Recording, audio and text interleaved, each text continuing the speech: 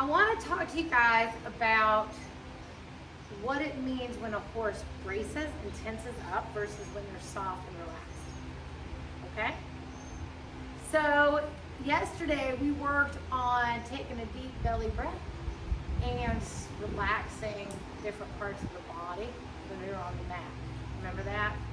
Yes. And so try this. Just tighten up all your muscles really tight. Feel how tense they are, and like everything's stuck, it doesn't move, and then just let it go. And then remember doing those shoulder rolls, maybe do a few of those little movements. So when we have these little movements, we're not braced. Does that make sense? You can't brace and do the movements. Try it. Tighten up and then try to do the movements. Doesn't work very well, does it? And then relax and do the movements. You feel the difference? Yes. Now, what are things that make you tense up? Yeah? Horrible Okay. people. Horrible people. Horrible people. Yes. 100%. When people get angry or get mad at you, but you do nothing. Okay. Yeah. So somebody's getting mad at you? Yeah. Stress. Yes. Bees? For sure, dude. Yes. Bees. Tense up. Yes. Anger and frustration. Yes. Frustration. Do you ever get frustrated when you're riding? Yeah. What makes you frustrated? Just not having my mind in the right place. Like, my head is in one place, my eyes are in the other. I can't focus. Do you ever get frustrated with your horse? I do, but then I remember it's never their fault. It's always us. Good. Someone You have a good else. teacher. Yes. Anxiety. Yes. So what would make you anxious with a horse? Like you feel like you're gonna fall off and then you won't tighten up. Right. So you lose your balance and you're like, ah.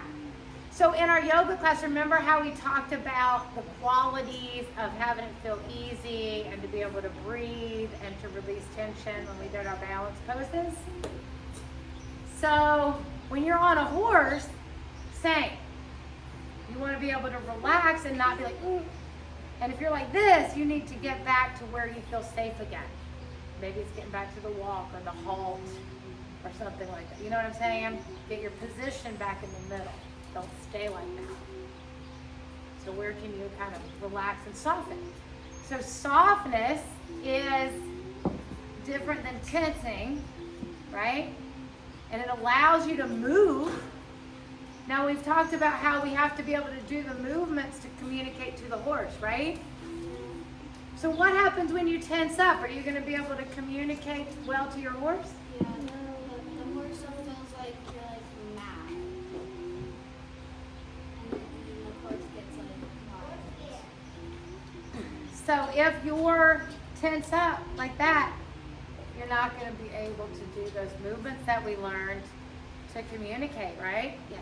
If you tighten up, then you might scare the horse and it might want it to run away. Well, what do you think the horse is going to do if you tighten up? He's probably gonna get Get you off of the horse.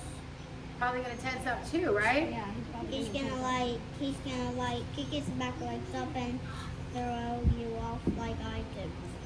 I just somersaulted in the air, then I landed on the ground on my bubble. It was the same horse, that white one. That So you fell off and now it's scary sometimes when you're on the horse? And you think you might tense up. and So that's why I'm scared the first time. So when we're riding, it's important that we don't tense up, and it's important that our horse doesn't tense up, right? Have you felt a horse tense up? No. Some of you definitely. Yeah. I felt a horse tense up before. Right. And then do they follow your movements when they tense up? No. No. So we want to keep the horse soft. Okay? So when we can get them to do the movements, they have to let go of that tension. Does that make sense? So just like when we do the movements, we have to soften. So doing the movements.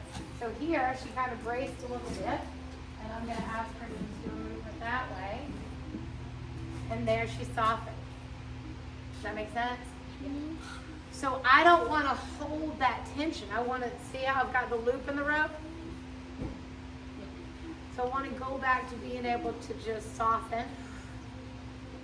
And then there are ways that we can get the horse to soften in their body by getting them to do small movements. We can use our hands. Okay? So watch. Remember, who remembers what this part is? Yeah? The withers. The withers. Okay. So I've got a hand on the withers. And I'm just going to do a little tiny movement. And now she starts to walk away. I'm going to see if she can stay with me. And then I'm going to do this little, can y'all see that movement? Yeah. See how small that is? Yeah. But it's a movement. And these little teeny movements can move each part of the body, right? Because I can't be like, hey, can you relax in your withers, right? But I can just kind of move it a little tiny bit.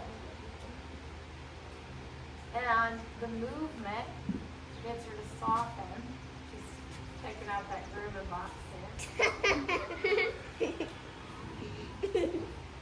I think it's hungry. Yeah, and I think it wants to eat.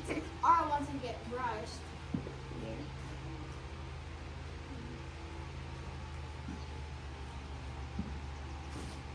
All right, so now I've got my hand on the scapula, but I can just move a little bit.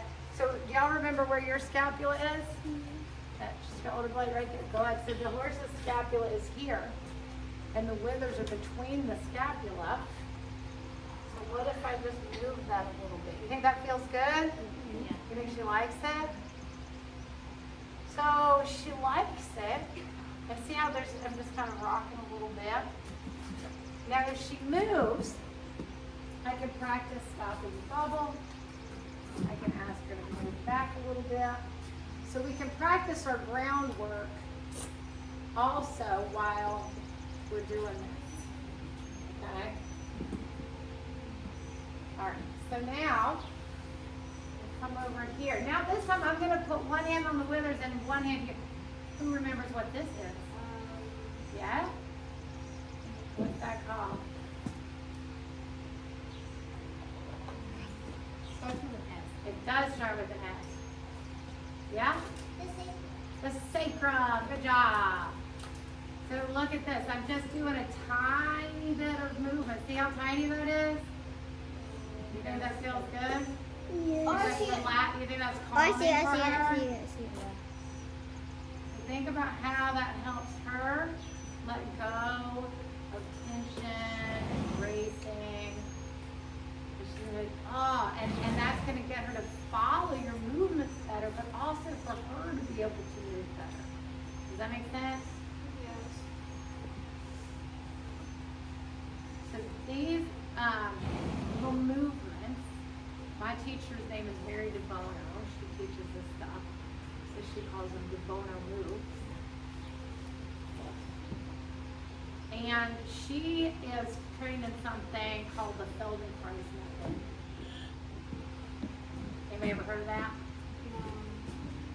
Now you have.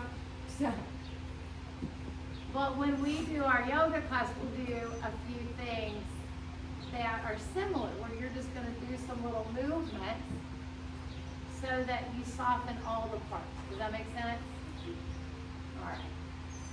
But do you see how I'm not making her do this, right? She's choosing to stay with me. So this is a big part of how we can work with the horses in a way that they're just connected. Remember yesterday we talked about how the herd moves in a connected way? Okay. So how can we have a relationship with our horse where they move in a connected way with us and we don't have to force them? Does that make sense? So this is a really great way to make your horse more cute. Does that make sense?